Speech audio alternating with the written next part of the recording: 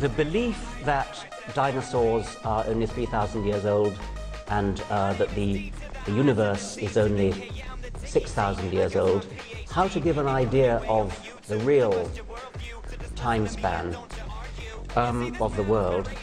When one way to put it, which I've recently been thinking about, is that if somebody believes that the world is only 6,000 years old, or of the order of a few thousand years old, when the true age of the Earth is of the order of a few billion years old, that means they're out by a factor of 1 million,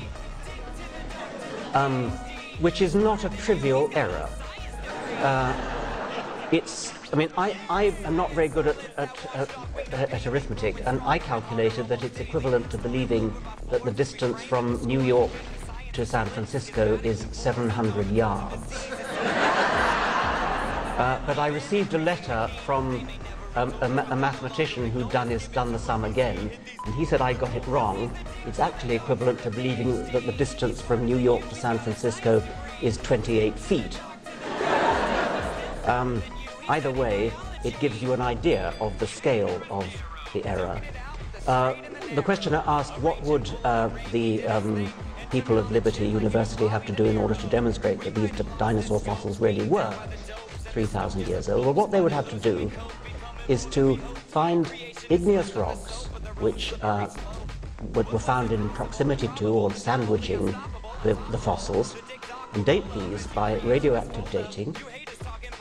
Several different, half a dozen at least, different forms of radioactive dating, all of which give independent estimates of the date of these fossils.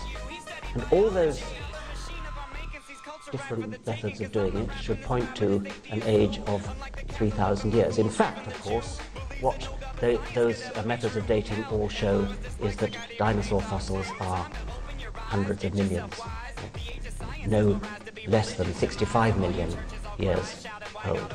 Not just one method of radioactive dating, lots and lots of different methods of radioactive dating, different clocks working on completely different principles that all point to the same order of magnitude of age of these dinosaur fossils. Was asked, what is your philosophy at New Scientist? And he said, our philosophy at New Scientist is this: science is interesting, and if you don't agree, you can fuck off.